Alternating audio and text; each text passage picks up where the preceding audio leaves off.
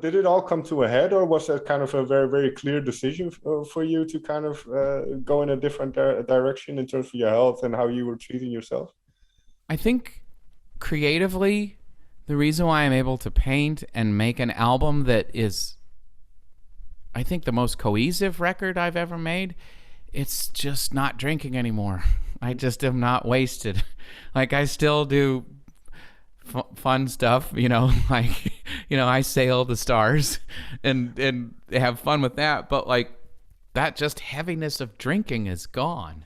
And the maudlin, like, forced emotional weight that's not even necessary that happened when I was drinking, where I would just say such dramatic things and have such large swinging emotions. And once that element was taken away, I think there's an inherent selfishness that comes with addiction, and it's not the person's fault. It's just because your body is driven by the need to do something beyond your control.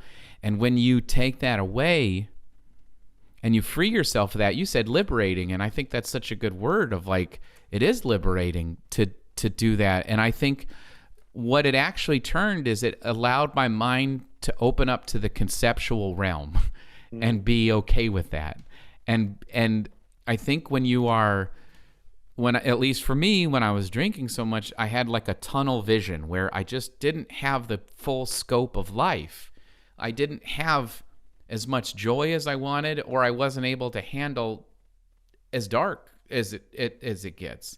And I think I'm tired of living for myself, is that feeling of, I always feel uncomfortable, like on Christmas when I got gifts. Like I'm not good at getting gifts. I should be better, but I feel strangely maybe undeserving or something. Who knows? But I love the feeling of giving a gift. Like, even if it's some little trinket I bought at the airport for my wife, like, I can't wait for her to have this.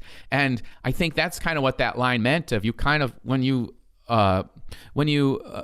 get rid of something that's controlling you, you're able to, like, be a better, at least for my case, better friend, better husband, better musician. I think I'm a better member of this planet.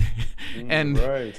and I think it resulted in that feeling of, like, it was actually just me celebrating that, and the decisions I made on this record, like, and I really like that we're talking about this because there's such obvious darkness to talk about on the record, but it almost, like, the entire record was trying to not open up that door to that darkness. Like, it's there, but I wanted to turn it into pushing out the fact that I really want to celebrate this love instead of mourn this love. That's what the line in Galacticana is from, right? I don't want to drag you down. I don't want to.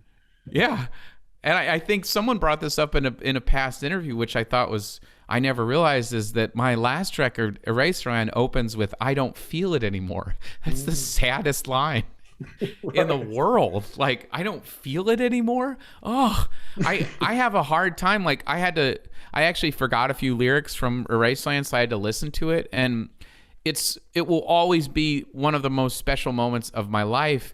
But it was actually hard for me to hear it because I heard how sad I was and lost, and it's a very emotionally it was an emotional experience hearing those songs again, because I hadn't heard the record in years, and I was just takes you back, right?